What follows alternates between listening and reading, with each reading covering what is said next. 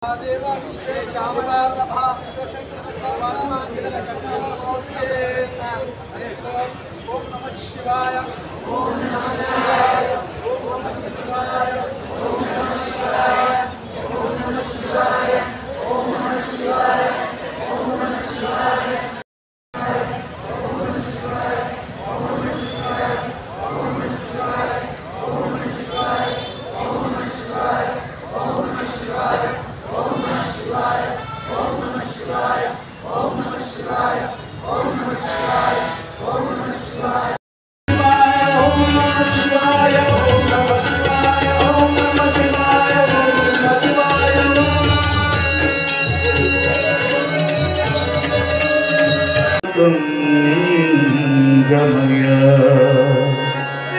नमः शिवाय ओम नमः शिवाय ओम नमः शिवाय ಎಲ್ಲರೂ ಹಾಡಬೇಕು ಓಂ ನಮಃ ಶಿವಾಯ ಓಂ ನಮಃ ಶಿವಾಯ ಓಂ ನಮಃ ಶಿವಾಯ ಚಪ್ಪಾಳೆ ಓಂ ನಮಃ ಶಿವಾಯ ಓಂ ನಮಃ ಶಿವಾಯ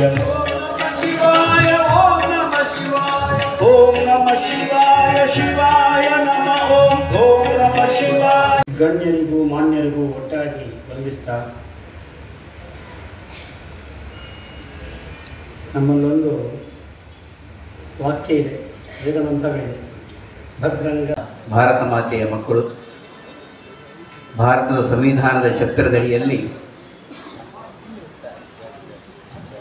ಈ ಭಾರ್ಗವನ ನಾಡಿನಲ್ಲಿ ಬದುಕನ್ನು ಕಟ್ಟಿಕೊಂಡವರು. ನಾವು ತುಳುವರು ಯಾವತ್ತೂ ಹೇಳಲಿಕ್ಕಿದೆ, ಅನುಷ್ಠಾನದಲ್ಲಿ ಗಟ್ಟಿ ಕನ್ನಡಿಗರು, ರಾಷ್ಟ್ರಾಭಿಮಾನ ದೇಶಾಭಿಮಾನದಲ್ಲಿ ಅಗ್ರಗಣ್ಯರು ಅಂತ. ಇದು ಯಾವತ್ತೂ ಈ ನಾಡಿನಲ್ಲಿ ಸ್ಥಿರವಾಗಿದೆ. ಭಾರ್ಗವನ ನಾಡು ಧರ್ಮತೇಜೋ ಬಲಂ ಬಲಂ ಎನ್ನುವಂಥ ನೆಲೆಯಲ್ಲಿ ನಮ್ಮೆಲ್ಲರ ಮಾತೃ ಸಂಸ್ಕೃತಿಯ ಧರ್ಮ ಅದು ನಮಗೂ ಬೆಳಕಾಗಬೇಕು, ನಮ್ಮ ಕುಟುಂಬಕ್ಕೂ ಬೆಳಕಾಗಬೇಕು, ನಮ್ಮ ನಾಡಿಗೂ ಬೆಳಕಾಗಬೇಕು, ವಿಶ್ವಕ್ಕೂ ಬೆಳಕಾಗಬೇಕು. ಇದು ಎಲ್ಲವೂ ಧರ್ಮ ಸಂಸ್ಥಾಪಕರ ಆಶಯ. ಭಾರ್ಗವನ ಧ್ವನಿಯ ಒಕ್ಕಣೆಯೇ ಅಂದು ಒಂದು ಸಮಾಜಕ್ಕೆ ಸೀಮಿತವಾದದ್ದು. ಇವತ್ತು ನಮಗೆ ಸಮಸ್ತರಿಗೂ ನಮ್ಮ ಅಪೇಕ್ಷೆ ಮೇಲ್ಗಡೆ ಕೆಳಗಡೆ ವ್ಯತ್ಯಾಸ ದಯವಿಟ್ಟು ಇಲ್ಲವೇ ಇಲ್ಲ. ನಾವೆಲ್ಲರೂ ಧರ್ಮ ಬೆಳಕಾಗಬೇಕು, ನಾಡಿಗೆ ರಾಷ್ಟ್ರಕ್ಕೆ ಎನ್ನುವ ಚಿಂತನೆಯೊಂದಿಗೆ ಇಲ್ಲಿ ಸಮಾವೇಶಗೊಂಡವರು ಬಂಧುಗಳೇ.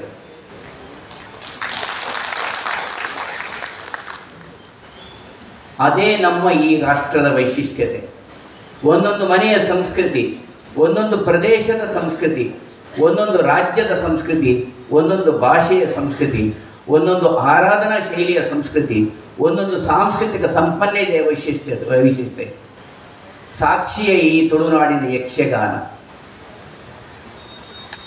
ಎಲ್ಲರನ್ನೂ ಒಳಗೊಂಡಂತೆ ವೇದಿಕೆಗೆ ಬಂದಾಗ ಶುದ್ಧವಾದ ಸ್ಪಷ್ಟವಾದಂಥ ವ್ಯಾಕರಣಬದ್ಧವಾದ ನಮ್ಮ ರಾಜ್ಯದ ಭಾಷೆ ಕನ್ನಡದಲ್ಲಿ ನಮ್ಮ ವ್ಯವಹಾರ. ಮನೆಯೊಳಗೆ ನಮ್ಮದು ಬೇರೆ ಬೇರೆ ಭಾಷೆ. ಆ ನೆಲೆಯಲ್ಲಿ ಕವಿವಾಣಿ, ಕವಿ ಧ್ವನಿ, ವಿಧಾನಸೌಧದಲ್ಲೂ ಮೊಳಗಿದ ಧ್ವನಿ ಐಕ್ಯಗಾನದಿ ರಾಷ್ಟ್ರ ತೇಲುತ್ತಿರಲಿ ಎನ್ನುವ ಅಪೇಕ್ಷೆ. ನಾನು ಯಾರನ್ನು ಪ್ರತ್ಯೇಕವಾಗಿ ಸ್ವಾಗತ ಮಾಡಲಿಕ್ಕೆ ಹೋಗುವುದಿಲ್ಲ. ಎಲ್ಲರೂ ಒಂದೇ ನಾವು, ವ್ಯವಸ್ಥೆಯ ಒಂದು ಮುಖ. ಕುದ್ಮುಡು ರಂಗರಾವ್ ಪುರಭವನದಲ್ಲಿ ಇವತ್ತು ಜಾಗೃತಿಯ ನೆಲೆಯಲ್ಲಿ ವ್ಯಸನ ಮುಕ್ತ ಸಮಾಜ, ಜಾಗೃತ ಸಮಾಜ ಎನ್ನುವಂಥದ್ದು ಒಂದು ದೇಶಕ್ಕೆ ಪುಷ್ಟಿ ಕೊಡುವಂಥದ್ದು. ಅದು ನಮ್ಮ ಮನೆಗೂ ಪುಷ್ಟಿ ಕೊಡುವಂಥದ್ದು. ಒಂದು ಮನೆಯೂ ವ್ಯಸನ ಮುಕ್ತವಾಗಿರಬೇಕು. ಚಿಂತನೆಯಲ್ಲಿ ಕೇವಲ ವ್ಯಸನ ಅಂತ ಹೇಳಿದರೆ ಕೇವಲ ಆಹಾರ ಪದ್ಧತಿಯೋ ಬದುಕಲ್ಲ. ಚಿಂತನೆ ಸಹಿತವಾಗಿ ವ್ಯಸನ ಮುಕ್ತವಾಗಿರಬೇಕು, ಶುದ್ಧವಾಗಿರಬೇಕು, ಜಾಗೃತವಾಗಿರಬೇಕು. ಮನೆಯ ಒಳಗೆ ಒಂದು ಸಣ್ಣ ಪುಟ್ಟ ಕೌಟುಂಬಿಕದ ಸಮಸ್ಯೆಗಳಿದ್ದಾಗ ಅದು ಮನೆಯ ಗೋಡೆಯನ್ನು ಹೊರಗೆ ಹೋಗ್ತಿರಲಿಲ್ಲ, ಅದು ಅದರ ಒಳಗೆ. ಹಾಗೆ ಇವತ್ತು ನಮ್ಮ ಸಮಾಜದ ಒಂದು ವ್ಯವಸ್ಥೆಗಳು ಒಟ್ಟಾಗಿ ಆವಾಗ ಧ್ವನಿ ಎತ್ತುವ ಹಿರಿಯರಿದ್ದರು. ಇವತ್ತು ನಾವು ಸಮಸ್ತ ಜನರು ಹಿರಿತನದಲ್ಲಿ ಇದ್ದುಕೊಂಡು ನಮ್ಮ ಧ್ವನಿ ಎತ್ತಬೇಕಾದಂಥ ಅನಿವಾರ್ಯತೆ ನಮಗೆಲ್ಲರಿಗೂ ಬಂದೊದಗಿದೆ. ಈ ನಾಡಿನ ಸೌಹಾರ್ದತೆ, ಈ ನಾಡಿನಲ್ಲಿ ನಾವು ಬದುಕು ಕಟ್ಟಿಕೊಂಡಂಥ ರೀತಿ ಇವತ್ತು ಧರ್ಮಸ್ಥಳ ಎನ್ನುವಂಥ ಒಂದು ನೆಲೆಯಲ್ಲಿ ಏನು ಧರ್ಮ ತೇಜೋ ಬಲಂ ಎನ್ನುವ ಧರ್ಮದ ಜಾಗೃತಿಯ ವ್ಯವಸ್ಥೆಗೆ ಕುಂದು ಬಂದಿದೆ, ಅದು ನಮ್ಮ ಮನೆಗೆ ನಮಗೆ ಕುಂದು ಬಂದದ್ದು ಅಂತ ಹೇಳುವ ಭಾವನೆ ನಮ್ಮೆಲ್ಲರದ್ದು ಬಂಧುಗಳೇ. ಒಬ್ಬ ವ್ಯಕ್ತಿ, ಒಬ್ಬ ಧರ್ಮಾಧಿಕಾರಿ, ಪ್ರತಿಯೊಂದು ಧರ್ಮದಲ್ಲೂ ಪ್ರತಿಯೊಂದು ವ್ಯವಸ್ಥೆಯಲ್ಲೂ ಹೇಗೆ ಕುಟುಂಬದ ಹಿರಿಯರು ಇರ್ತಾರೋ ಒಂದೊಂದು ವ್ಯವಸ್ಥೆಗೆ ಒಂದೊಂದು ಹಿರಿಯರು ಇರ್ತಾರೆ. ನಾವೆಲ್ಲರೂ ಆರಾಧಿಸ್ತಿದ್ದಂಥ ಅಥವಾ ನಾವು ಗೌರವಿಸ್ತಿರುವಂಥ ಸರ್ವರು, ಈ ತವಳವ ನಾಡಿನ ಸರ್ವ ಧರ್ಮೀಯರು ಗೌರವಿಸುತ್ತಿರುವಂಥ ಸರಕಾರದ ಶಾಸಕಾಂಗದ ಪ್ರಕಾರದ ನ್ಯಾಯಾಂಗದ ವ್ಯವಸ್ಥೆ ಅದು ಒಂದು ನೆಲೆಯಾದರೆ, ಬಹುಶಃ ಅದರಿಂದ 10 ಪಟ್ಟು ನ್ಯಾಯ ಪರಿಹಾರವನ್ನು ನಾವು ಅನಾದಿಯಿಂದಲೂ ಪಡೆದುಕೊಳ್ತಿದ್ದಂಥ ಕ್ಷೇತ್ರ ಧರ್ಮಸ್ಥಳ. ಆ ಧರ್ಮಸ್ಥಳದ ಧರ್ಮಾಧಿಕಾರಿಗಳಾಗಿದ್ದಂಥ ಗೌರವಾನ್ವಿತ ಪೂಜ್ಯ ಡಿ ವೀರೇಂದ್ರ ಹೆಗಡೆಯವರು ಬಹುಶಃ ಕಳೆದ 6 ದಶಕಗಳಿಂದ ಪೂಜ್ಯ ಪೇಜಾವಶ್ಯಗಳು ಯಾವತ್ತೂ ಹೇಳಲಿಕ್ಕುಂಟು. ಅವರು ನಿಭಾಯಿಸ್ತಿರುವಂಥ ರೀತಿ, ಹಿರಿಯರು ಅವರು ಆ ವ್ಯವಸ್ಥೆಯನ್ನು ನಾಡಿಗೆ ಬೆಳಕಾಗಿ ತೋರಿಸಿರುವಂಥ ರೀತಿ ಯೋಚನೆ ಮಾಡಿ ಬಂಧುಗಳೇ. ಕದ್ರಿ ಮಂಜುನಾಥನ ಕ್ಷೇತ್ರದಿಂದ ನಾವು ಪ್ರಾರ್ಥನೆ ಮಾಡಿ ಇವತ್ತು ಇಲ್ಲಿಗೆ ಬಂದಿದ್ದೇವೆ. ಈ ಮಂಜುನಾಥನ ಒಂದು ಸಾನ್ನಿಧ್ಯ ಶಕ್ತಿ ವಾದಿರಾಜರ ಅನುಗ್ರಹಿತವಾಗಿ ಲಿಂಗಸ್ತುರ್ಪಿಯಾಗಿ ಮಂಜುನಾಥೇಶ್ವರನಾಗಿ ಧರ್ಮಸ್ಥಳದಲ್ಲಿ ಅದು ಕಂಗೊಳಿಸಿತು. ಸೌಹಾರ್ದತೆಯ ಪ್ರಪಂಚದ ದ್ಯೋತಕವಾಗಿ ಒಂದು ಧರ್ಮಕ್ಷೇತ್ರ ಹೇಗಿರಬೇಕು ಅಂತ ಹೇಳುವಂಥ ಸೌಭಾಗ್ಯವನ್ನು ನೋಡುವಂಥ ಪಾಲು ಭಗವಂತ ನಮಗೆ ನಮ್ಮ ಜೀವಿತ ಕಾಲದಲ್ಲಿ ಅನುಗ್ರಹಿಸಿದ್ದಾನೆ ಬಂಧುಗಳೇ. ನಾನು ಅದೇನು ವಿವರವಾಗಿ ಹೇಳುವ ಅವಶ್ಯಕತೆ ಇಲ್ಲ, ನಮಗೆಲ್ಲರಿಗೂ ತಿಳಿದಂತೆ ತೆರೆದಿಟ್ಟ ಕನ್ನಡಿಯಂತೆ ಇದೆ. ಧರ್ಮ ಜಾಗೃತಿ ಅಂದರೆ ಜನಜಾಗೃತಿ. ಜನಜಾಗೃತಿ ವ್ಯವಸ್ಥೆಯಲ್ಲಿ ನಾವೆಲ್ಲ ಒಂದಾಗಿ ಕೆಲಸ ಮಾಡಿದವರು. ಶಿಕ್ಷಣ ಕ್ಷೇತ್ರ ಇರ್ಬೋದು, ಇವತ್ತು ಶಿಕ್ಷಣ ಕ್ಷೇತ್ರದಲ್ಲಿ ಶಿಕ್ಷಣ ಪಡೆದವರು ವಿಶ್ವದ ಉನ್ನತ ಸ್ಥಾನದಲ್ಲಿ ಇದ್ದುಕೊಂಡು ಜಗತ್ತಿಗೆ ಮಾರ್ಗದರ್ಶನ ಮಾಡ್ತಾ ಇದ್ದಾರೆ. ಅದಕ್ಕೆ ಪರಿಣಾಮ ಇಲ್ಲಿ ನೆನಪಾಗ್ತದೆ ನನಗೆ, ಒಂದು ಆಕಾಶವಾಣಿ ಸಂದರ್ಶನದಲ್ಲಿ ನಮ್ಮ ಈ ನಾಡಿನ ಸಂಸ್ಕೃತಿ ಓರ್ವ ಹಿರಿಯ ಸಾಹಿತಿಗಳು ಇದ್ದರು. ಅವರು ತನಗೆ ಬದುಕಿಗೆ ಪ್ರೇರಣೆ ಕೊಟ್ಟಂಥ ಸ್ಥಳ ಇದು. ಸುಮಾರು 100 ವರ್ಷಗಳ ಹಿಂದಿನ ಚಿಂತನೆ. ಕ್ಷೇತ್ರದಲ್ಲಿ ನಡೆಯುತ್ತಿರುವಂತಹ ಸರ್ವಧರ್ಮೀಯ ಸಮ್ಮೇಳನ, ಸಾಹಿತ್ಯ ಸಮ್ಮೇಳನ, ನ್ಯಾಯದಾನ ಇಲ್ಲ, ಈ ನಮ್ಮ ತುಳುನಾಡಿನಲ್ಲಿ ನಡೆಯುತ್ತಿರುವಂಥ ಯಕ್ಷಗಾನದಿಂದ ಮೊದಲುಗೊಂಡು ಹರಿಕಥೆಯೋ, ಭಜನೆಯೋ, ದಾಸೋಹ ಅರ್ಥಾತ್ ಪ್ರಸಾದ ಭೋಜನವೋ ಇಲ್ಲ, ನಮ್ಮ ಇಲ್ಲಿಯ ಕಂಬಳ ಅಥವಾ ಕೋಲ, ಈ ಥರದ ಒಂದು ಸಾಂಸ್ಕೃತಿಕ ಸಂಪನ್ನತೆಯೋ, ಇದು ನನ್ನನ್ನು ಕಲಾವಿದನನ್ನಾಗಿ ಮಾಡಿದೆ ಅಂತ ಹೇಳುವಂಥ ಒಬ್ಬ ದೊಡ್ಡ ಕಲಾವಿದನ ಆಕಾಶವಾಣಿ ಸಂದರ್ಶನದ ಮಾತು, ಇದು ಸತ್ಯ, ನಮ್ಮೆಲ್ಲರ ಜೀವನದ ಅನುಭವ. ಚ್ಯುತಿ ಬಂದಿದೆ ಬಂಧುಗಳೇ. ಕೆಸರಾಟದ ನಡುವೆ ತಮ್ಮ ಮೈಯನ್ನು ಮಾತ್ರ ಕೆಸರು ಮಾಡಿಕೊಳ್ಳದೆ ಲೋಕಕ್ಕೆ ನಾವು ಕೆಸರನ್ನು ಚೆಲ್ಲುವಂಥ ವ್ಯವಸ್ಥೆ ಸ್ವಾತಂತ್ರ್ಯ ಎನ್ನುವಂಥ ನೆಲೆಯಲ್ಲಿ ಸ್ವೇಚ್ಛೆಯಾಗಿ ವಿಜೃಂಭಿಸ್ತಾ ಇದೆ. ನಾವೆಲ್ಲ ಭ್ರಮೆಗೊಳಗಾಗಿದ್ದೇವೆ, ನಾವೆಲ್ಲರೂ ಭ್ರಮೆಗೊಳಗಾಗಿದ್ದೇವೆ. ನಿಜವಾಗಿ ಹಾಗೇನಿಲ್ಲ. ಅಪೇಕ್ಷೆ ಪಟ್ಟಿದ್ದರೆ, ಸಮಾಧಾನ ಇರದಿದ್ದರೆ, ಪೂಜ್ಯ ಹೆಗಡೆಯವರ ಒಂದು ಮಾತು ಬಹುಶಃ ಇಡೀ ರಾಜ್ಯದ, ಇಡೀ ದೇಶ ಎದ್ದೇಳ್ತಿತ್ತೋ ಏನು. ಸಮಾಧಾನ ಚಿತ್ತವಾಗಿ ಸಹಿಸ್ತಾ ಇದ್ದಾರೆ. ಬಹುಶಃ ಇಲ್ಲಿ ಎಲ್ಲ ಹಿರಿಯರಿದ್ದಾರೆ. ನಮ್ಮ ಯಾವತ್ತೂ ಪ್ರಾರ್ಥನೆಯಲ್ಲಿ, ಈ ದೇಶದ ಪ್ರಾರ್ಥನೆ ಸರ್ವೇ ಜನಾಃ ಸುಖಿನೋ ಭವಂತು ಸಮಸ್ತ ಸನ್ಮಂಗಲಾನಿ ಭವಂತದ್ದು ಎನ್ನುವಂಥದ್ದು ನಮ್ಮ ಚಿಂತನೆ ಬಂಧುಗಳೇ. ಎಲ್ಲ ಧರ್ಮದ ಈ ದೇಶದ ಪರಂಪರೆಯ ಹಾಗೆ. ನಾನು ಯಾರ ಹೆಸರನ್ನು ಉಲ್ಲೇಖ ಮಾಡಲಿಕ್ಕೆ ಹೋಗುವುದಿಲ್ಲ.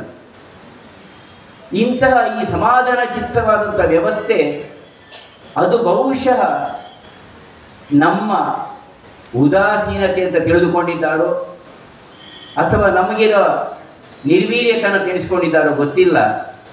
ಇದು ಎಲ್ಲವೂ ನೆಲೆಯಲ್ಲಿ ನಮ್ಮ ಒಕ್ಕೋರಿನ ಧ್ವನಿ ಇವತ್ತು ಎಲ್ಲರಲ್ಲೂ ಸೇರಿಕೊಂಡು ಓಂ ನಮಃ ಶಿವಾಯ ಮಂತ್ರದ ಧ್ವನಿಯೊಂದಿಗೆ ಇದು ಬೆಂಗಳೂರಲ್ಲ, ದೆಹಲಿಯಲ್ಲ, ವಿಶ್ವಕ್ಕೆ ಮುಟ್ಟಬೇಕು. ಯಾಕಂದರೆ ಇಡೀ ವಿಶ್ವದಲ್ಲಿ ಇವತ್ತು ಏನೋ 100 ಹೆಣಗಳು 500 ಹೆಣಗಳು ಅಲ್ಲಿಯ ಪಂಚಾಯತ್ ಅಧ್ಯಕ್ಷರ ಒಂದು ಧ್ವನಿಯನ್ನು ನಾನು ಕೇಳಿದೆ. ಇದೇನಾದರೂ 3ನೇ ಮಹಾಯುದ್ಧ ಆಗಿಲ್ಲ ಅಥವಾ ಮಹಾಭಾರತ ಯುದ್ಧ ಆಗಿಲ್ಲ? ಬಂಧುಗಳೇ, ನಮಗೆ ಬಹುಶಃ ತಿಳುವಳಿಕೆ ಇರುವುದೇ ಒಂದು ಪುಟ್ಟ ಬಾಲೆ ಒಂದು ಮನೆಯಲ್ಲಿ ಬಹುಶಃ ಒಂದೊಂದು ಮನೆಯನ್ನು 3 ತುಂಡುಗಳನ್ನಾಗಿ ಮಾಡಿದ್ದು ಈ ಭ್ರಮೆ. ಇವತ್ತು ಒಂದಾಗಿದ್ದೇವೆ, ಇವತ್ತು ಎಲ್ಲರಿಗೂ ಸತ್ಯದ ಅರಿವಾಗಿದೆ. ನಾವು ಯಾರ ವಿರೋಧಿಗಳು ಅಲ್ಲ. ಅವರಲ್ಲಿರುವ ಶತ್ರುತ್ವ ನಾಶ ಆಗಬೇಕು. ಅವರ ಶಕ್ತಿ ದೇಶದ ಸಂಪನ್ನತೆಗೆ ವಿನಿಯೋಗ ಆಗಬೇಕು ಎನ್ನುವ ಅಪೇಕ್ಷೆ ನಮ್ಮದು. ನಮ್ಮ ಬಂಧುಗಳೇ, ಅವರೆಲ್ಲ ಶಕ್ತಿವಂತರು. ಈ ದೇಶದ ಸಂಪನ್ನತೆಗೆ, ಅವರ ಕುಟುಂಬದ ಸಂಪನ್ನತೆಗೆ, ಅವರ ಗ್ರಾಮದ ಸಂಪನ್ನತೆಗೆ ಅದು ಸಂಚಯನ ಆಗಬೇಕು.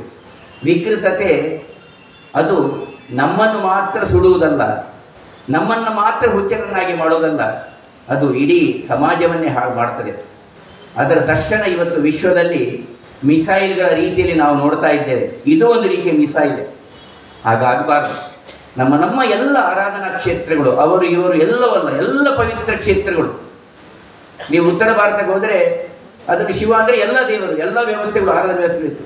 ಈ ಥರದಲ್ಲಿ ನಾವು ಹೋಗ್ತಿರುವಾಗ ಧರ್ಮಾಧಿಕಾರಿಗಳು ನಾವೆಲ್ಲ ಬಾಯಲ್ಲಿ ಭಾಷಣ ಮಾಡಬಹುದು, ಆದರೆ ಅವರ ಮನಸ್ಸಿನ ಬೇಗುದಿ, ದುಃಖ ಸಹಿಸಿಕೊಂಡಂಥ ರೀತಿ ನೋಡುವಾಗ ಕುಳಿತಲ್ಲಿಯ ನಮಗೂ ಸಹಿತವಾಗಿ ಒಂದು ರೀತಿಯಲ್ಲಿ ಸ್ಮೃತಿ, ಒಂದು ಭ್ರಮೆಗೊಳಗಾದ ಅಥವಾ ತಟಸ್ಥವಾದಂಥ ಅನುಭವ, ಅಯ್ಯೋ ಹೀಗಾಯ್ತಲ್ಲ ಅಂತ.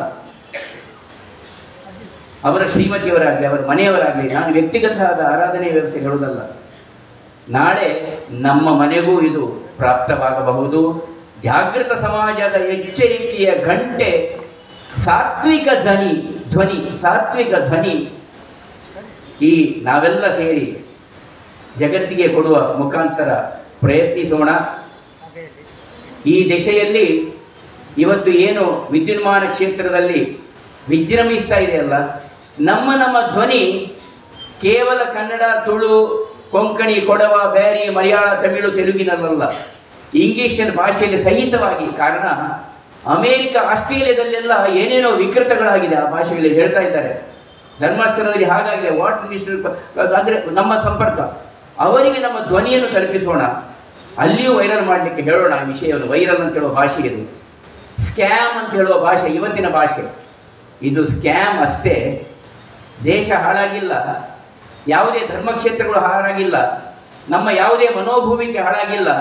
ನಮ್ಮ ಒಟ್ಟು ಧ್ವನಿ ಭಾರತ್ ಮಾತಾ ಕಿ ಜೈ ಎನ್ನುವ ಧ್ವನಿ, ಅದರ ಜೊತೆಗೆ ಸರ್ವೇ ಜನಾಃ ಸುಖಿನೋ ಭವಂತು ಎನ್ನುವ ಧ್ವನಿ, ಸಮಸ್ತ ಧರ್ಮದ ಬೆಳಕು ನಮ್ಮ ಮನೆಗೆ ಮಾತ್ರ ಅಲ್ಲ, ನಮ್ಮ ನಾಡಿಗೆ ಮಾತ್ರ ಅಲ್ಲ, ನಮ್ಮ ವಿಶ್ವಕ್ಕೆ ಬೆಳಕು ಎನ್ನುವಂಥ ಧ್ವನಿ.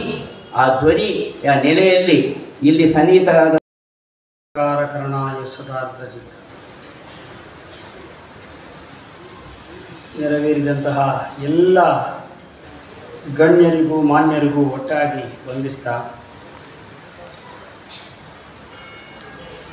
ನಮ್ಮಲ್ಲೊಂದು ವಾಕ್ಯ ಇದೆ, ವೇದ ಮಂತ್ರಗಳಿದೆ.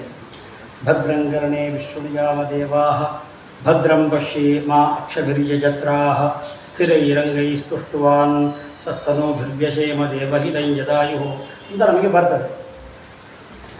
ದಿವಸ ದೇವರಲ್ಲಿ ನಾವು ಕೇಳಬೇಕು, ಬೇಡಬೇಕು. ನನ್ನ ಕಿವಿಯಲ್ಲಿ ಸರಿಯಾಗಿ ಬೇಕಾದದ್ದನ್ನೇ, ಒಳ್ಳೆಯದು ಮಂಗಲಕರವಾದದ್ದನ್ನೇ ಕೇಳಿಸು, ನನ್ನ ಕಣ್ಣಲ್ಲಿ ಮಂಗಲಕರವಾದದ್ದನ್ನೇ ನೋಡಿಸು ದೇವರೇ. ಯಾವ ರೀತಿಯಲ್ಲೂ ನನಗೆ ಬೇರೆ ರೀತಿಯಾದಂತಹ ಒಂದು ಮಾತು ಬಾಯಲ್ಲಿ ಇರದೇ ಇರತಕ್ಕಂತಹ ಮನಸ್ಥಿತಿ ನನಗೆ ಕೊಡು ಅಂತ ಕೇಳಬೇಕಂತೆ. ಆವಾಗ ಮಾತ್ರ ದೇವರು ಅನುಗ್ರಹಿಸ್ತಾರೆ ಅಂತ. ನಮ್ಮ ಹಿರಿಯರು ಜೋರು ಕೋಪ ಬರುವಾಗ ಬೈತಾ ಇದ್ರು, ಆಯನ ಬಂಜಿಗೆ 2 ಬಿಸಿ ಉಂಟು ಮಾಡ್ರಿ, ಬಿಸಿ ಅನ್ನ ಹಾಕೋದು ಒಳ್ಳೆಯದು, ತಪ್ಪಿಯೂ ಕೆಟ್ಟ ಶಬ್ದಗಳು ಬರಬಾರದು ಅಂತ ಅದನ್ನು ತಮ್ಮ ಒಂದು ತಪಸ್ಸು ಅಂತ ನಿಲ್ಲಿಸಿಕೊಂಡು ಹಿರಿಯರು ಎಲ್ಲರೂ ಹೇಳ್ತಾ ಇದ್ದದ್ದು. ಜೋರು ಕೋಪ ಬರುವಾಗ ಮುದಿಕಾಸ್ತ ಆಗ್ಬಿಡೋದು ಬರೆಯುವುದಲ್ಲ, ಆಯನ ಬಂಜಿಗೆ ಬಿಸಿ ಉಂಪಾಡ್ರಿ ಅಂತ. ಇದು ನಮ್ಮ ಸಂಸ್ಕೃತಿ, ಭಾರತೀಯ ಸಂಸ್ಕೃತಿ ಲೋಕಕ್ಕೆ ಕಂಡದ್ದೇ ಅದೇ ರೀತಿ. ಆದ್ದರಿಂದಲೇ ನಾನು ಧರ್ಮಸ್ಥಳ ವಿಚಾರದಲ್ಲಿ ಬರತಕ್ಕಂಥ ಅಪಪ್ರಚಾರಗಳನ್ನು ಒಂದು ಸಲ ಕೇಳುವ, ಇನ್ನು ಜೀವಮಾನದಲ್ಲಿ ಕೇಳುವುದಿಲ್ಲ ಅಂತ ಅದನ್ನು ನೋಡೋದು ನಿಲ್ಲಿಸಿಬಿಟ್ಟೆ. ಯಾಕಂದರೆ ಕೇಳಲಿಕ್ಕೆ ಆಗುವುದಿಲ್ಲ ನನಗೆ, ಆ ಪರಿಸ್ಥಿತಿಯಲ್ಲಿ ನಾನಿದ್ದೇನೆ. ಇದು ಪೂಜ್ಯ ಕಾವಂದರಿಗೂ ವೀರೇಂದ್ರ ಗಡಿಯವರಿಗೂ ಮಾಡಿದಂತಹ ಆಕ್ರಮಣ ಅಂತ ನಾವು ತಿಳ್ಕೊಳ್ಬಾರ್ದು. ಅವರ ಮೂಲಕವಾಗಿ ಧರ್ಮಸ್ಥಳ ಕ್ಷೇತ್ರಕ್ಕೆ ವಿದ್ಯಾವಂತರು ಇಲ್ಲಿ ಕೂತ್ಕೊಂಡಿದ್ದೀವಿ, ಸಜ್ಜನರು ಎಲ್ಲ ಕೂತ್ಕೊಂಡಿದ್ದೀವಿ, ದೃಶ್ಯ ಮಾಧ್ಯಮಗಳು ನಮ್ಮನ್ನು ನೋಡ್ತಾ ಇವೆ. ಈ 3/7/2025 ಈ ಬುರುಡೆ ಧರ್ಮಸ್ಥಳದ ಕೋರ್ಟಿಗೆ ಬಂತು. ಅಲ್ಲಿಯ ನ್ಯಾಯಾಧೀಶರಿಗೆ ಈ ಬುರುಡೆಯನ್ನು ಸಮರ್ಪಣೆ ಮಾಡಿದರು. ಸಮರ್ಪಣೆ ಮಾಡಿದಂತ ಈ ಮುಖವಾಡ ಹಾಕಿಕೊಂಡಂತ ಅನಾಮಿಕ, ಸ್ವಾಮಿ, ನಾನು ಈ ಧರ್ಮಸ್ಥಳದಲ್ಲಿ 15 ವರ್ಷಗಳ ಕೆಲಸ ಮಾಡಿದ್ದೇನೆ, ನೂರಾರು ಸಾವಿರಾರು ಹೆಣಗಳನ್ನು ಊತಿಟ್ಟಿದ್ದೇನೆ, ಅದರಲ್ಲಿ ಅನೇಕ ಮಹಿಳೆಯರನ್ನು ಅತ್ಯಾಚಾರ ಮಾಡಿದವರನ್ನು ಕೂಡ ಊತು ಹಾಕಿದ್ದೇನೆ, ಅದರಲ್ಲಿ ಒಂದು ಬುರುಡೆ ಅತ್ಯಾಚಾರ ಆದಂತ ಮಹಿಳೆಯ ಬುರುಡೆಯನ್ನ ಇಲ್ಲಿ ತಂದಿದ್ದೇನೆ, ಇದನ್ನು ನೀವು ತೆಗೆದುಕೊಳ್ಳಬೇಕು, ಇದು ಕೂಲಂಕುಷವಾಗಿ ಪರೀಕ್ಷೆಗೊಳಪಡಬೇಕು, ಧರ್ಮಸ್ಥಳದ ಮಣ್ಣನ್ನು ಅಗೆಯಬೇಕು, ಎಲ್ಲೆಲ್ಲಿ ಊತಿದೆ ಅದನ್ನು ನಾನು ಹೇಳ್ತೇನೆ ಅಂತ ನೀವು ಅವಕಾಶ ಕೊಟ್ಟರೆ, ನನಗೆ ರಕ್ಷಣೆ ಕೊಟ್ಟರೆ ನಾನು ಹೇಳುತ್ತೇನೆ ಅನ್ನುವಂಥದ್ದನ್ನು ಅಲ್ಲಿ ಇಟ್ಟ ಮೇಜಿನಲ್ಲಿ. ನ್ಯಾಯಾಧೀಶರಿಗೆ ಬುರುಡೆ ನೋಡಿ ಸ್ವಲ್ಪ ಹೆದರಿಕೆ ಆಯಿತು, ಅವರಿಗೂ ಸ್ವಲ್ಪ ಕಂಪನ ಆಯಿತು. ಬುರುಡೆ ಇಲ್ಲಿ ಬಂದಿದಲ್ವ,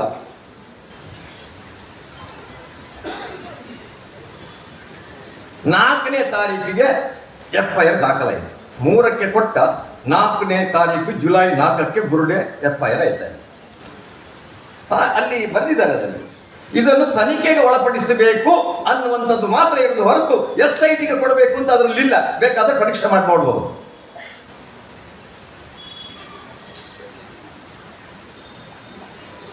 ಎಲ್ಲರೂ ಕೂಡ ಈ ಬುರುಡೆ ನೋಡಿ ಎಂಕುಲ್ಪುರ ಪನ್ನ ಸತ್ಯ ಅಂತ, ಯಾಕಂತ ಹೇಳಿದ್ರೆ ಇವತ್ತು ಸತ್ಯ ಕತ್ತಲಿದೆ, ಎಲ್ಲ ಸುಳ್ಳಿನ ವಿಜೃಂಭಿಸ್ತಾ ಇದೆ. ಇದೀಗ ಯಾವ ನೀವು ಮೂಲೆಗೆ ಹೋಗಿ ಜನ ನಂಬುವುದು ನನಗೆ ಆಶ್ಚರ್ಯ. ತುಳುನಾಡಿನ ಜಿಲ್ಲೆ ಬುದ್ಧಿವಂತರ ಜಿಲ್ಲೆ ಅಂತ ಹೇಳ್ತಾ ಇದ್ರು.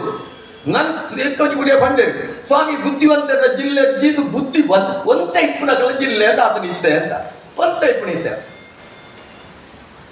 ಇಂಥ ಜಿಲ್ಲೆಯಲ್ಲಿ ಇಲ್ಲಿದ್ದಷ್ಟು ಕಾಲೇಜುಗಳು, ಇಲ್ಲಿದ್ದಷ್ಟು ಆಸ್ಪತ್ರೆಗಳು, ಇಲ್ಲಿದ್ದಷ್ಟು ವಿದ್ಯಾವಂತರು ಕರ್ನಾಟಕದಲ್ಲಿ ಎಲ್ಲಿಯೂ ಇಲ್ಲ.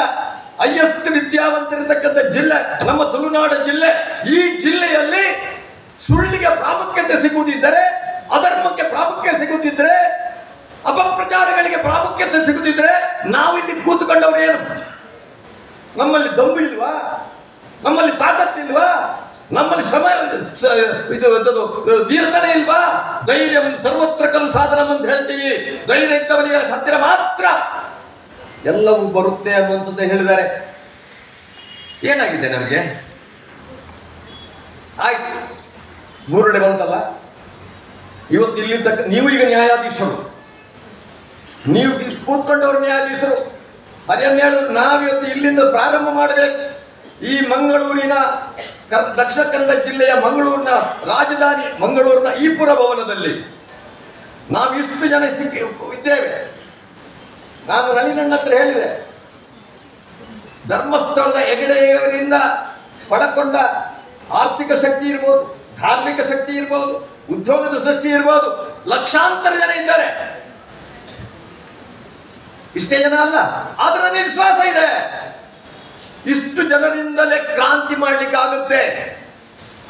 ಈ ದೇಶದ ಒಬ್ಬ ಆಧ್ಯಾತ್ಮಿಕ ಪುರುಷ, ಪರಿವ್ರಾಜಕ ಸ್ವಾಮಿ ವಿವೇಕಾನಂದರು ಹೇಳಿದ್ದನ್ನು ನೆನಪಿಸ್ತಾ ಇದ್ದೇನೆ. ಏನ್ ಹೇಳಿದ್ರು? ನನ್ನ ಆಲೋಚನೆಗೆ ಸರಿಯಾದಂತಹ, ನನ್ನ ವಿಚಾರವನ್ನು ಒಪ್ಪತಕ್ಕಂತಹ, ನನ್ನ ಆಧ್ಯಾತ್ಮಿಕೆಗೆ ಗೌರವ ಕೊಡ್ತಕ್ಕಂಥ 100 ಜನ ಯುವಕ ಯುವತಿಯರು ಸಿಕ್ಕಿದ್ರೆ ಜಗತ್ತಿನ ಇತಿಹಾಸದ ಪ್ರವಾಹವನ್ನೇ ಬದಲಾಯಿಸಬಲ್ಲೆ ಅಂತ ಹೇಳಿದಂತ ಸ್ವಾಮಿ ವಿವೇಕಾನಂದರು ನಮಗೆ ಇವತ್ತು ಪ್ರೇರಣೆ ಆಗಬೇಕು. If you laugh, the whole world is laugh. If you cry, you must alone with cry ಅಂತ ಹೇಳಿದಂತಹ ನಮ್ಮ ದೇಶದ ಮೊದಲ ನೊಬೆಲ್ ಪ್ರಶಸ್ತಿ ರವೀಂದ್ರನಾಥ್ ಠಾಗೂರ್ ಹೇಳಿದರು. If you laugh, the whole world is laugh.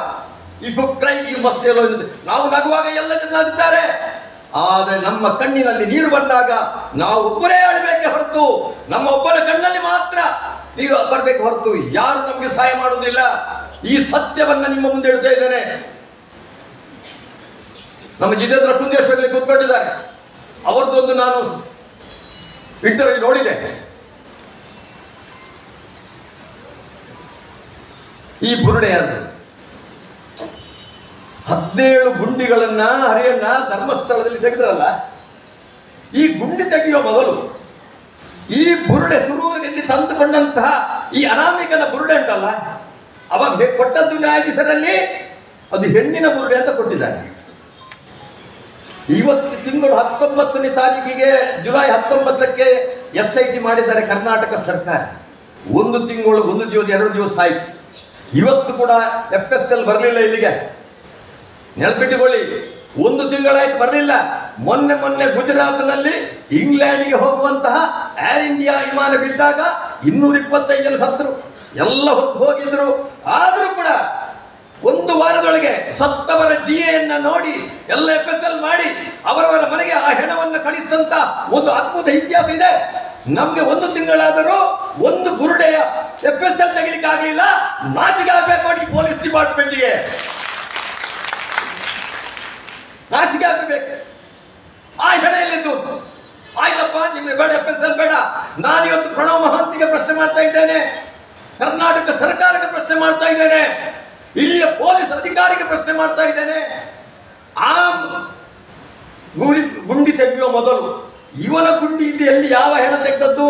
ಅದು ಧರ್ಮಸ್ಥಳದ ತೆಗೆದದ್ದು ಅಲ್ಲ, ಉಜಿರೆ ತಿಮ್ಮರೋಡಿಯ ಮನೆಯಿಂದ ತೆಗೆದದ್ದು ಅಲ್ಲ, ಪಟ್ಟಣ್ಣನವರ ಮನೆಯಿಂದ ತೆಗೆದದ್ದು. ಇದು ಆಗಬೇಕಲ್ಲ ಮೊದಲು. ಇದು ಇವತ್ತಿನವರೆಗೆ ಆಗಿದೆಯಾ? ಯಾಕಾಗಿಲ್ಲ? ಯಾರು ಪ್ರಶ್ನೆ ಮಾಡಿದ್ದೀರಿ? ನೀವು ಮಾಡಿದ್ದೀರಾ? ನಾವು ಮಾಡಿದ್ದೀವಾ? ಮಾಡಿಲ್ಲ. ನಾನು ಮಾತಾಡಿಲ್ಲ. ಮೊನ್ನೆ ಮಾತಾಡಲಿಕ್ಕೆ ಬಂಟ್ವಾಳದಲ್ಲಿ ಶುರು ಮಾಡಿದ್ದು ಅಷ್ಟೇ. ನಾನು ನಿಜಕ್ಕೂ ಮೊನ್ನೆ ಮಾತಾಡಿದಷ್ಟೇ. ಆ ಗುಂಡಿ ಎಲ್ಲಿದಂತೆ ಇಲ್ಲ, ಎಲ್ಲಿಂದ ಮಾಡಿದಂತೆ ಇಲ್ಲ. ಹೆಂಡತಿ ಹೇಳಿದಾಳೆ ಅವನಿಗೆ 3 ಮದುವೆ ಆಗಿದೆ, ಒಂದಲ್ಲ 3. 3 ಕೂಡ ಅವನು ಏನೇನೋ ಮಾಡಿದ್ದಾನೆ. ಅವಳೇ ಹೇಳ್ತಾಳೆ, ಅಮ್ಮ ಕುಡಿದು ಬರ್ತಾನೆ, ಹೊಡಿತಾನೆ, ನಮಗೆ ಬದುಕೆಂದೇ ಇರಲಿಲ್ಲ, ನಮ್ಮ ಬದುಕನ್ನು ಹಾಳು ಮಾಡಿದ. ಈಗ ಧರ್ಮಸ್ಥಳದ ಹೆಗಡೆ ಅವಳು ಬದುಕಿಗೆ ಹಾಳು ಮಾಡ್ಲಿಕ್ಕೆ ಹೋಗಿದ್ದಾನೆ ಅಂತ ಹೆಂಡತಿ ಹೇಳ್ತಾ ಇದ್ದಾಳೆ. ಅಂತವರ ನಂಬುತ್ತೇವೆ ನಾವು. ಎಂತ ನಾವು ನನಗೆ ಯಾವ ಯಾಕಂದ್ರೆ ನನಗೆ ಕೂಡ ಭಾಷೆ ತುಂಬ ಬರ್ತದೆ, ಆದರೆ ಹೇಳಲಿಕ್ಕೆ ನನಗೆ ಹೇಳಿದ್ರು ಪ್ರತಿಭಾನ, ನೀನು ಬೇರೆ ಭಾಷೆಯಲ್ಲಿ ಮಾತಾಡಬೇಡ, ಒರಿಜಿನಲ್ ಭಾಷೆಯಲ್ಲಿ ಮಾತಾಡು ಅಂತ ಹೇಳಿದ್ರು. ಆದ ಕಾರಣ ನಾನು ಒರಿಜಿನಲ್ ಭಾಷೆಯಲ್ಲಿ ಮಾತಾಡ್ತಾ ಇದ್ದೇನೆ. ಇವತ್ತು ಏನಾಗಿದೆ? ಹೆಗಡೆಯವರಿಗೆ ಬೈದ್ರೆ ಹೀರೋ ಆಗೋದು, ನಳಿನ್ ಕುಮಾರ್ ಕಟೀಲ್ಗೆ ಬೈದ್ರೆ ಹೀರೋ ಆಗೋದು, ಹರಿಯಣ್ಣನಿಗೆ ಬೈದ್ರೆ ಹೀರೋ ಆಗೋದು, ಭಂಡಾರಿಗಳಿಗೆ ಬೈದ್ರೆ ಹೀರೋ ಆಗೋದು. ಎಂತ ಜನರಿ ನಾವು! ತುಳುನಾಡಿನ ಜನರು ಕೋಟಿ ಚೆನ್ನೈರು ಹುಟ್ಟಿದ ನಾಡು ಇದು. ಕಾಂತಬಾರ ಬುಧವಾರ ಹುಟ್ಟಿದ ನಾಡು, ಹಬ್ಬಕ್ಕೆ ಹುಟ್ಟಿದಂತ ನಾಡು ಇದು, ಸಿರಿ ಹುಟ್ಟಿದಂತ ನಾಡು, ದೇವಪೂಜೆ ಹುಟ್ಟಿದಂತ ನಾಡು. ಇಂಥ ನಾಡಿನಲ್ಲಿ ನಾವು ಬಾಯಿ ಮುಚ್ಚಿ ಕೂತ್ಕೊಂಡಿದ್ದೇವೆ, ಕಿವಿ ಮುಚ್ಚಿ ಕೂತ್ಕೊಂಡಿದೆ. ನಾವು ತುಳುನಾಡಿನ ತುಳುವರ ಅನ್ನುವ ಪ್ರಶ್ನೆಯನ್ನ ನಮ್ಮ ಎದೆಗೆ ಹಾಕಿ ನೋಡಬೇಕು. ಕೃಷ್ಣ ಹೇಳಿದ್ದವು, ಯದಾ ಯದಾ ಹಿ ಧರ್ಮಸ್ಯ ಗ್ಲಾನಿರ್ಭವತಿ ಭಾರತ ಅಭ್ಯುತ್ಥಾನಮ ಧರ್ಮಸ್ಯ ತದಾತ್ಮಾನಂ ಸೃಜಾಮ್ಯಹಂ ಪರಿತ್ರಾಣಾಯ ಸಾಧೂನಾಂ ವಿನಾಶಾಯ ಚ ದುಷ್ಕೃತಾಂ ಧರ್ಮ ಸಂಸ್ಥಾಪನಾರ್ಥಾಯ ಸಂಭವಾಮಿ ಯುಗೆ ಯುಗೆ ಅಂತ ಕೃಷ್ಣ ಹೇಳಿದ್ದಾನೆ. ಧರ್ಮ ಕೆಳಗೆ ಬಂದಾಗ, ಅಧರ್ಮ ಎದ್ದು ನಿಂತಾಗ, ಸಾಧು ಸಂತರಿಗೆ ಇಲ್ಲಿ ಬದುಕಲಿಕ್ಕೆ ಅವಕಾಶ ಇಲ್ಲದ ಕಾಲಘಟ್ಟದಲ್ಲಿ ನಾನು ಮತ್ತೆ ಪ್ರತಿ ಯುಗದಲ್ಲಿ ಹುಟ್ಟಿ ಬರುತ್ತೇನೆ ಅಂತ ಹೇಳಿದಾನಲ್ಲ ಕೃಷ್ಣ. ಇವತ್ತು ಕೃಷ್ಣ ಬರುವುದಿಲ್ಲ.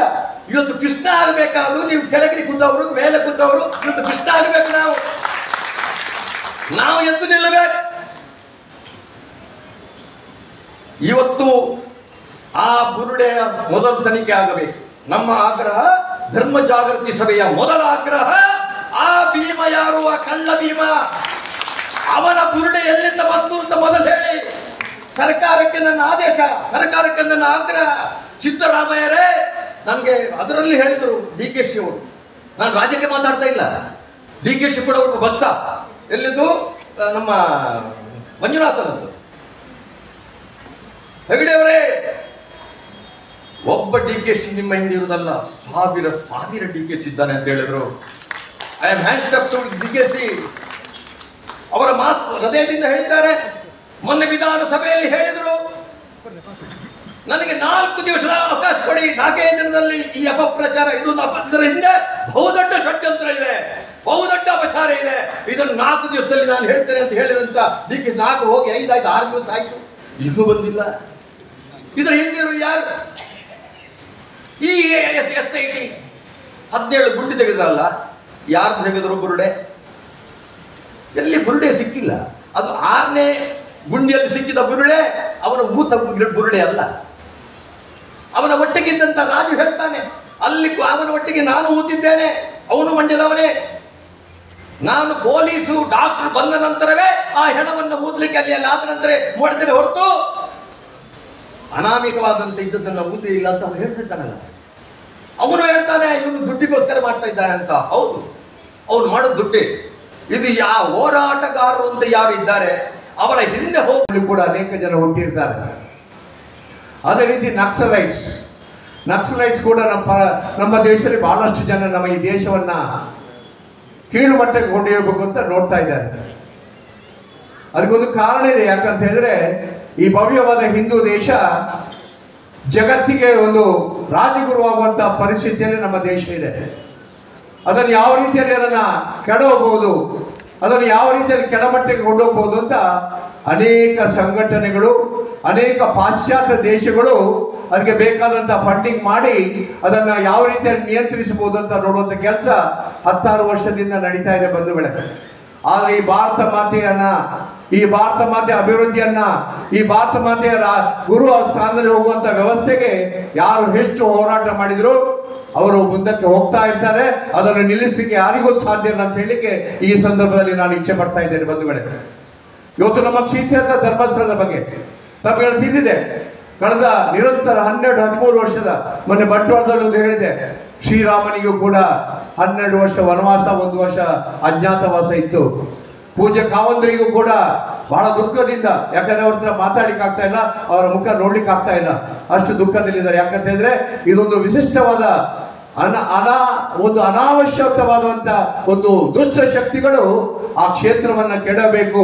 ಆ ಕ್ಷೇತ್ರದಲ್ಲಿ ಕೋಟ್ಯಾಂತರ ಜನ ಭಕ್ತರು ಬರ್ತಾರೆ, ಕೋಟ್ಯಾಂತರ ಜನ ಅನ್ನದಾನ ನಡೀತದೆ, ಲಕ್ಷಾಂತರ ಜನರಿಗೆ ಅವರು ದಾನ ಧರ್ಮ ಮಾಡ್ತಾ ಇದ್ದಾರೆ. ಅದೇ ರೀತಿ ಬೇರೆ ಬೇರೆ ಯೋಜನೆಗಳ ಮೂಲಕ ಇಡೀ ಜಿಲ್ಲೆಯಲ್ಲಿ ಮಾತ್ರ ಅಲ್ಲ, ಇಡೀ ರಾಜ್ಯದಲ್ಲಿ ಮತ್ತು ಪರ ರಾಜ್ಯದಲ್ಲಿ ಕೂಡ ಧರ್ಮಸ್ಥಳ ಗ್ರಾಮೀಣ ಯೋಜನೆ ಮೂಲಕ ಲಕ್ಷಾಂತರ ಬಡವರ ಕಣ್ಣೀರು ಒರೆಸುವಂತ ಕೆಲಸ ಅವರು ಮಾಡ್ತಾ ಇದ್ದಾರೆ. ಅದನ್ನು ನಿಲ್ಲಿಸುವಂತ ಕೆಲಸ ಆಗಬೇಕು ಅಂತ ಈ ಶತಾಯಗತಾಯ ಪ್ರಯತ್ನ ಆಗ್ತಾ ಇದೆ ಬಂಧುಗಳೇ.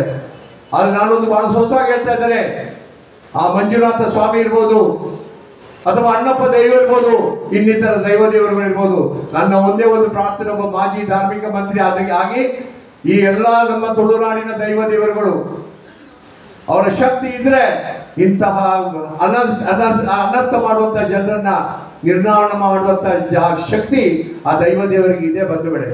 ಈಗಾಗಲೇ ನಾವು ಹೇಳ್ತಾ ಇದ್ದೇವೆ, ಅನೇಕ ವರ್ಷಗಳಿಂದ ಆ ನೋವು, ಆ ಬೇಸರ, ಆ ಬೇಡಂತ ವಿಚಾರಗಳು ಮಾಧ್ಯಮದಲ್ಲಿ ಬರುವುದನ್ನು ನೋಡುವಾಗ ತುಂಬಾ ದುಃಖ ಆಗ್ತಾ ಇದೆ. ನಾನು ಮೊನ್ನೆ ಬಂಟ್ವಾಳದಲ್ಲಿ ಮಾತಾಡುವಾಗ ಒಬ್ಬ ಮೊಬೈಲಲ್ಲಿ ಹಾಕ್ತಾನೆ ಮೆಸೇಜು, ನಿಮ್ಗೆ ಎಷ್ಟು ವೀರೇಂದ್ರ ಹೆಗ್ಗಡೆ ಅವರು 3 ಕೋಟಿ ಕೊಟ್ಟಿದ್ದಾರಾ ಅಂತ.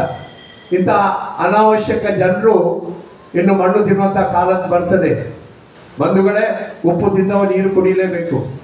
ಆದರೆ ಈ ಒಂದು ಅವ್ಯವಸ್ಥೆಗೆ ಪೂರಕವಾದಂಥ ವ್ಯವಸ್ಥೆ ನಾವು ಈ ದೇಶದ ಹುಟ್ಟಿದ ಜನ, ವಿಶೇಷವಾಗಿ ಹಿಂದೂಗಳು, ನಾವು ಬಹಳ ಸಮಾಧಾನಿಗಳು. ನಮ್ಮ ದೇವರುಗಳು ಬಹಳಷ್ಟು ಸಹೃದಯಗಳು. ನಮ್ಮ ದೇವರುಗಳು ಯಾವುದಕ್ಕೂ ಕೂಡಲೇ ರಿಯಾಕ್ಷನ್ ಕೊಡೋದಿಲ್ಲ, ನಿಧಾನವಾಗಿ ಕೊಡ್ತಾರೆ. ಆದ್ರೆ ದೈವಗಳು ಇವತ್ತಿಂದ ನಾಳೆಗೆ ತೋರಿಸ್ತಾರೆ. ಅದಕ್ಕೆ ನಾನು ಪ್ರಾರ್ಥನೆ ಮಾಡ್ತಾ ಇದ್ದೀನಿ ಅಣ್ಣಪ್ಪ ದೈವನ ಹತ್ರ, ಇದನ್ನು 48 ದಿವಸದೊಳಗೆ ಸತ್ಯತೆ ಬರಬೇಕು. ಆ ಕ್ಷೇತ್ರದ ಬಗ್ಗೆ ಪೂಜ್ಯ ವೀರೇಂದ್ರ ಹೆಗ್ಗಡೆ ಬಗ್ಗೆ ಯಾರು ಅತ್ಯಾಚಾರ ಮಾಡಿದಾರೋ ಅದರ ಬಗ್ಗೆ ಸೂಕ್ತವಾದಂತ ಉತ್ತರ ಕೊಡಬೇಕು ಅಂತೇಳಿ ನಾನು ಅಣ್ಣಪ್ಪ ದೇವರಲ್ಲಿ ಬೇಡಿಕೊಳ್ತಾ ಇದ್ದೇನೆ ಬಂಧುಗಳೇ. ಇವತ್ತು ಈ ರೀತಿಯ ಒಂದು ವ್ಯವಸ್ಥೆಯಲ್ಲಿ ವಿಶೇಷವಾಗಿ ನಮಗೆ ಬಹಳ ದುಃಖ ಆಗ್ತಾ ಇದೆ. ಕೋಟ್ಯಾಂತರ ಜನ ನಮ್ಮ ಹಿಂದೂ ಸಮಾಜ ಹೇಳುವಾಗ ತಡವಾಯಿತು. ಆದ್ರೆ ಇಡೀ ರಾಜ್ಯದಲ್ಲಿ ಇವತ್ತು ಕೊಡಗಿನಿಂದ ಹಿಡಿದು ಬೀದರ್ವರೆಗೆ ಎಲ್ಲ ಗ್ರಾಮದ ಜನರು, ಎಲ್ಲ ತಾಯಂದಿರು, ಎಲ್ಲ ಹಿರಿಯರು, ಎಲ್ಲ ಧಾರ್ಮಿಕ ಬಂಧುಗಳು ಇವತ್ತು ಎದ್ದಿದ್ದಾರೆ. ಇದು ಇಡೀ ಜಗತ್ತಿಗೆ ಇನ್ನು ಪಸರಿಸ್ತದೆ, ಇಡೀ ದೇಶಕ್ಕೆ ಪಸರಿಸ್ತದೆ. ನಮ್ಮ ಹಿಂದೂ ಧಾರ್ಮಿಕ ಕ್ಷೇತ್ರಗಳು ನಮ್ಮ ಸನಾತನ ಧರ್ಮದ ವಿರುದ್ಧ ಹೋರಾಟವರಿಗೆ ತಕ್ಕ ಪಾಠವನ್ನು ಕಲಿಸುವಂತ ವ್ಯವಸ್ಥೆ ಇನ್ನು ಆಗ್ತಾ ಇದೆ. ಅದಕ್ಕೆ ಹೆಚ್ಚು ಕಾಲ ಇಲ್ಲ. ಆ ದೃಷ್ಟಿಯಿಂದ ಈ ವಿಶೇಷವಾಗಿ ಈ ಸಂದರ್ಭದಲ್ಲಿ ನಮ್ದು ಒಂದೇ ಒಂದು ಕಳಕಳಿಯ ವಿನಂತಿ ಏನಂತ ಹೇಳಿದ್ರೆ, ಈ ಇಡೀ ನಮ್ಮ ಸಮಾಜ ಒಟ್ಟಾಗಬೇಕು. ನಾವೆಲ್ಲರೂ ಆ ಭಾರತ ಮಾತೆಯ ಮಕ್ಕಳು, ಈ ದೇಶದಲ್ಲಿ ಹುಟ್ಟಿದಂಥ ಭಾರತೀಯ ಯಾವ ಜಾತಿಯವರು ಇರ್ಬೋದು. ಯಾಕಂದ್ರೆ ನನಗೆ ನಿನ್ನೆ ಕೂಡ ಮಾತಾಡುವಾಗ ಹೇಳಿದೆ, ಆ ಗ್ರಾಮೀಣ ಅಭಿವೃದ್ಧಿ ಯೋಜನೆಯಲ್ಲಿ ಎಲ್ಲಾ ಜಾತಿಯವರು ಅವರಿಗೆ ಬೇಕಾದಂತ ವ್ಯವಸ್ಥೆಯನ್ನ ಪೂಜ್ಯ ಕಾವಂತರು ಮಾಡಿದ್ದಾರೆ. ಅದು ಮಕ್ಕಳಿಗೆ ಮದುವೆ ಇರ್ಬೋದು, ವಿದ್ಯಾಭ್ಯಾಸ ಇರ್ಬೋದು, ಆರೋಗ್ಯದ ಬಗ್ಗೆ ಇರ್ಬೋದು, ಯಾವ ಕಷ್ಟ ಬಂದರೂ ಧರ್ಮಸ್ಥಳ ಇದೆ, ವೀರೇಂದ್ರ ಹೆಗ್ಗಡೆಯವರು ಇದ್ದಾರೆ ಅಂತ ಭಾವನೆ ಪ್ರತಿಯೊಂದು ಹಳ್ಳಿಯಲ್ಲಿ ಕೂಡ ಈ ಗ್ರಾಮೀಣ ಅಭಿವೃದ್ಧಿ ಯೋಜನೆ ಬಗ್ಗೆ ಆಗ್ತಾ ಇದೆ ಅಂತ ಹೇಳಿದ ಸಂತೋಷದ ಸುದ್ದಿಯನ್ನು ನಾವು ಕೇಳ್ತಾ ಇದ್ದೇವೆ. ಸೊ ಈ ನಿಟ್ಟಿನಲ್ಲಿ ನಮ್ಮ ಒಂದೇ ಒಂದು ನಮ್ಮಲ್ಲಿ ವಿನಂತಿ, ಹಿಂದೂ ಸಮಾಜ ಒಗ್ಗಟ್ಟಾಗಬೇಕು. ನಮ್ಮಲ್ಲಿ ಈ ರೀತಿಯ ಒಂದು ತಾಲೂಕು ಮಟ್ಟದ ಸಭೆಗಳನ್ನು ನಡೀಬೇಕು ಎಂದು ಸನ್ಮಾನ್ಯ ಮೋಹನ್ ಆಳ್ವ ನೇತೃತ್ವದಲ್ಲಿ ಕಲ್ಕೊಡ್ರು ಎಲ್ಲ ಸೇರಿ ನಾವು ಪ್ರಾರಂಭ ಮಾಡಿದೆವು. ಇದು ಹೆಚ್ಚಿನ ಕಾಲಾವಕಾಶ ಕೊಡಲಿಲ್ಲ. ಯಾಕಂತ ಹೇಳಿದ್ರೆ ಎಲ್ಲ ಕಡೆಯಲ್ಲಿ ಆಗಿದೆ, ನಮ್ಮ ಜಿಲ್ಲೆಯಲ್ಲಿ ಇನ್ನೂ ಆಗಲಿಲ್ಲ ಎಂಬ ಭಾವನೆ ಅನೇಕ ಮನೆಯಲ್ಲಿ ಮಾತಾಡ್ತಾ ಇದ್ರು. ಆದ್ರೆ ಈಗ ಪ್ರಾರಂಭ ಆಗಿದೆ. ಇನ್ನು ದೊಡ್ಡ ಮುದ್ದಕ್ಕೆ ಇನ್ನೂ ದೊಡ್ಡ ದೊಡ್ಡ ಸಭೆಯನ್ನು ಮಾಡಲಿಕ್ಕೆ ನಮಗೆ ಇದೆ. ಇನ್ನೂ ದೊಡ್ಡ ಇಡೀ ರಾಜ್ಯದ ಜನರನ್ನು ಸೇರಿಸುವಂತ ವ್ಯವಸ್ಥೆ ನಾವೆಲ್ಲ ಈ ದೇಶದ ಪ್ರಜೆಗಳು ನಾವೆಲ್ಲ ಒಂದು ಧರ್ಮಸ್ಥಳವಾಗಲಿ ಇನ್ನಿತರ ಯಾವುದೇ ಕ್ಷೇತ್ರವಾಗಲಿ, ಈಗಾಗಲೇ ಪೂಜ್ಯ ಅಸ್ತ್ರಣ್ಣರು ಹೇಳಿದ್ರು, ಧರ್ಮಸ್ಥಳ ಆಯ್ತು, ಇನ್ನು ಜಿಲ್ಲೆಯಲ್ಲಿ ನೆಕ್ಸ್ಟ್ ಇನ್ನೂ 2 ಬರೋದಾದ್ರೆ ಕುಕ್ಕೆ ಸುಬ್ರಹ್ಮಣ್ಯ ಬರ್ತದೆ, ಕೊಲ್ಲೂರು ಮುಕಾಂಬಿಕಾ ಬರ್ತದೆ, ಕಟೀಲು ದುರ್ಗಾ ಪರಮೇಶ್ವರ್ ಬರ್ತದೆ. ಎಲ್ಲಾ ಕ್ಷೇತ್ರಗಳು ಎಲ್ಲೆಲ್ಲಿ ಲಕ್ಷಕ್ಕಿಂತ ಜನ ಹೆಚ್ಚು ಬರ್ತಾರೆ ಅದನ್ನು ಪ್ರಥಮ ಅಟ್ಯಾಕ್ ಮಾಡುವಂತ ಕೆಲಸ ಈ ದುಷ್ಟ ಸಂಘಟನೆಗಳು ಮಾಡ್ತಾ ಇದೆ ಬಂಧುಗಳೇ. I like to tell one important issue here is the Sanatana Dharma is one of the greatest dharma in this country, which is only one motive is sarve jana sukhino bhavantu. Entire world people should be united and they should have a good life and they should not have any problems. That is our wish, and we are the Indians, we are the Hindustanis are very much appreciated that today we are having a negative effect because this country is developing very faster than any other country in the world.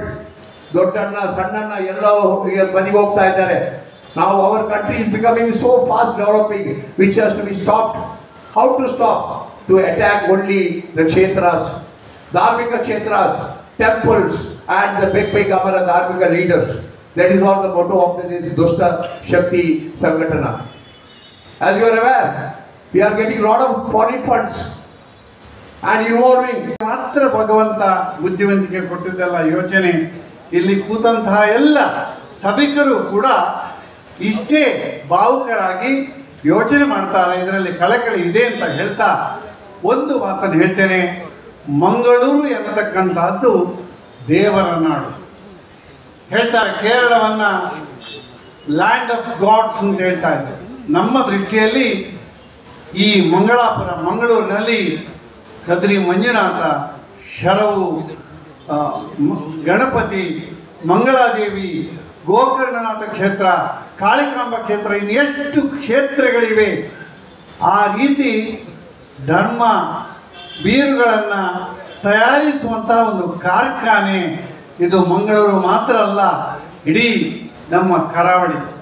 ಬಂಧುಗಳೇ, ದೂರದ ಊರಿನಿಂದ ಬಂದಂತಹ ಜನ ನಮ್ಮ ಹತ್ರ ಒಂದು ಪ್ರಶ್ನೆ ಕೇಳ್ತಾರೆ.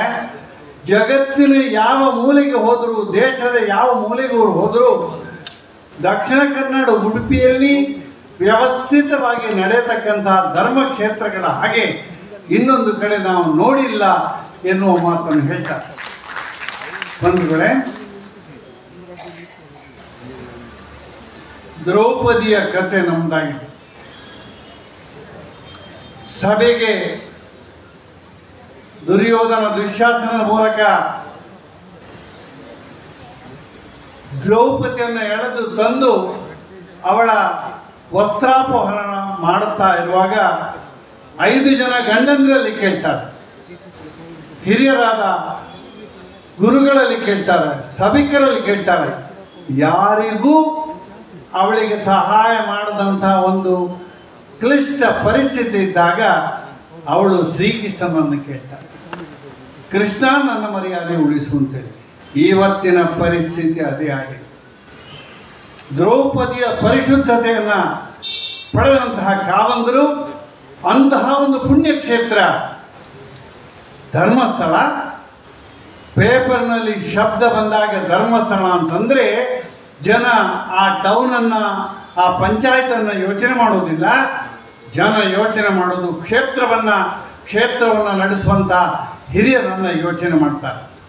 ನಾವು ಕೂಡ ನಿರ್ವೀರ್ಯರಾಗಿ ಹೇಳಿದರೆ ಈಗ ಕಳೆದ ಕೆಲವು ತಿಂಗಳಿನಿಂದ ವರ್ಷಗಳಿಂದ ಕಳೀತಾ ಇದ್ದಂಥ ಸಂದರ್ಭದಲ್ಲಿ ವಿಶ್ವ ಹಿಂದೂ ಪರಿಷತ್ತು ಮತ್ತು ನಮ್ಮ ಪರಿವಾರ ಇರತಕ್ಕಂಥದ್ದು ಒಂದೇ ಒಂದು ಉದ್ದೇಶ, ರಾಜಕೀಯವಾಗಿ ಸಾಮಾಜಿಕವಾಗಿ ನಮಗೆ ಎಲ್ಲಿಯೂ ಕೂಡ ಬೆಲೆ ಬೇಕು, ನಮಗೆ ಸ್ಥಾನ ಬೇಕು ಅಂತ ನಾವು ಬಯಸುವವರಲ್ಲ.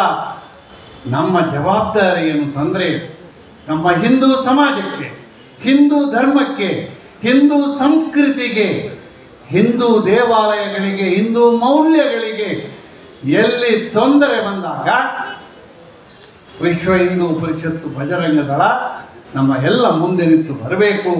ನಾವು ಮೊನ್ನೆ ಯೋಚನೆ ಮಾಡಿದ್ದು, ಸರ್ಕಾರ, ಅಧಿಕಾರಿಗಳು, ನ್ಯಾಯಾಂಗ ಎಲ್ಲ ಕೂಡ ಮೂಕ ಪ್ರೇಕ್ಷಕ ಕೂತಾಗ ನಾವು ಯೋಚನೆ ಮಾಡೋದು ಅಂತಂದರೆ ಓಂ ನಮಃ ಶಿವಾಯ ಎನ್ನತಕ್ಕಂಥ ಮಂತ್ರವನ್ನು ನಾವು ಹಾಡಬೇಕು.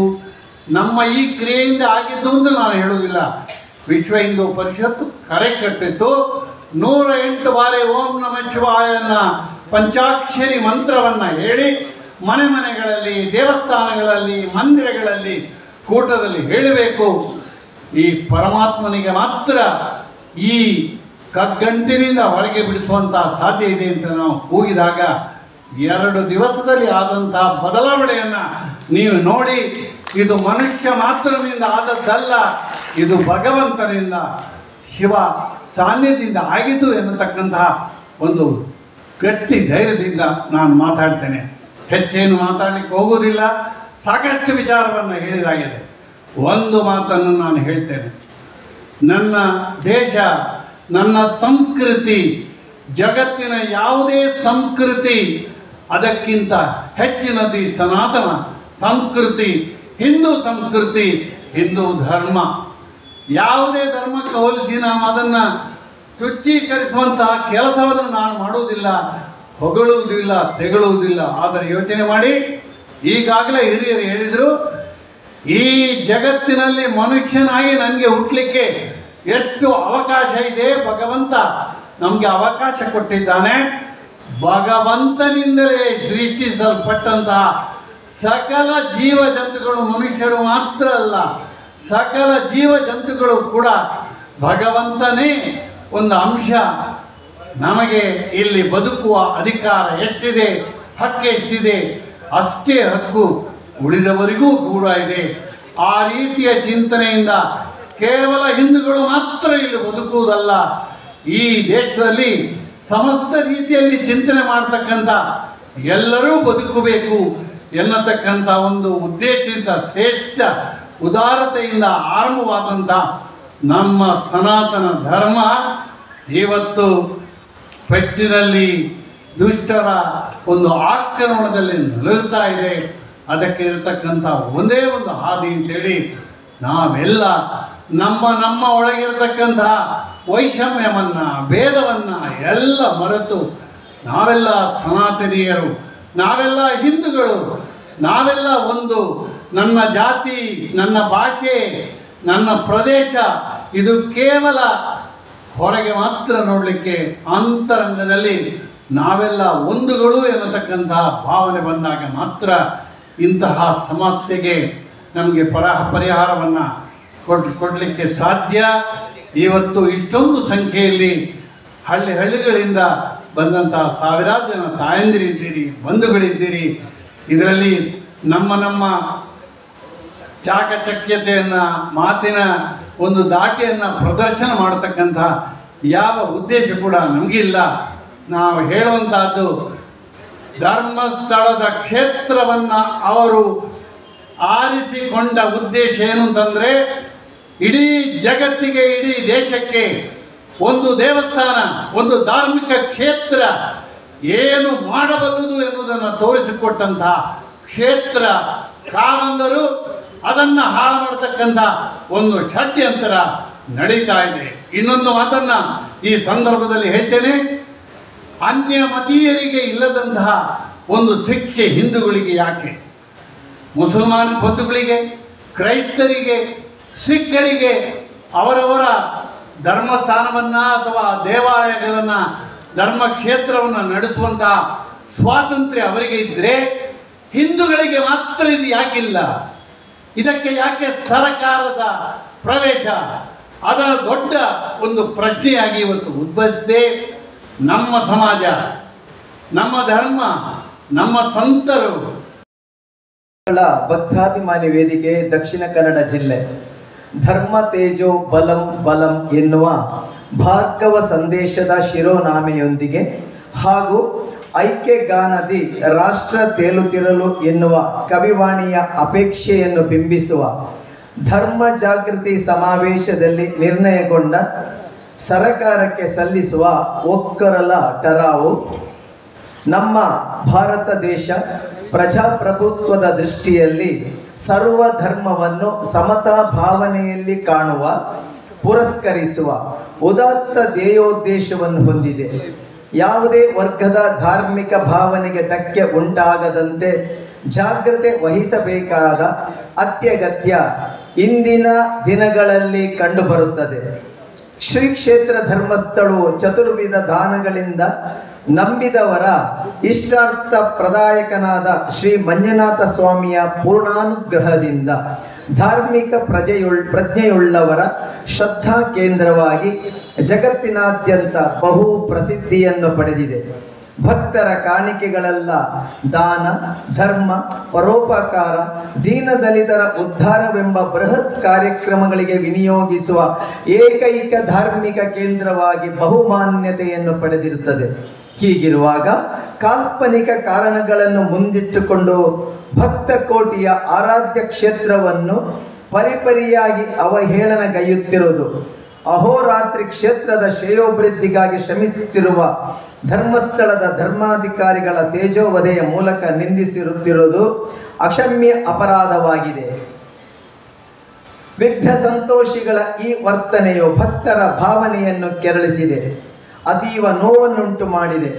ವಿಕೋಪಕ್ಕೆ ಹೋಗಬಹುದಾದ ಎಲ್ಲ ವಿದ್ಯಾಮಾನ್ಯಗಳು ನಡೆಯುವ ಸಂಭವವಿದೆ. ಕಾಲ ಮಿಂಚಿ ಹೋಗುವ ಮುನ್ನ ಈ ಸಂಚನ್ನು ವಿಫಲಗೊಳಿಸಿ ಶಾಶ್ವತ ಪರಿಹಾರವನ್ನು ಘನ ಸರ್ಕಾರವು ಕಂಡುಕೊಳ್ಳಬೇಕೆಂದು ಧರ್ಮಾಭಿಮಾನಿಗಳೆಲ್ಲರ ಒಕ್ಕೊರಲಿನ ಆಗ್ರಹವಾಗಿದೆ. ಈ ಠರಾವನ್ನು ಜಿಲ್ಲೆಯ ಎಲ್ಲ ಕ್ಷೇತ್ರಗಳಲ್ಲೂ ಇದೇ ಥರ ಧರ್ಮ ಜಾಗೃತಿ ಕಾರ್ಯಕ್ರಮ ಆಗ್ತಾ ಇದೆ.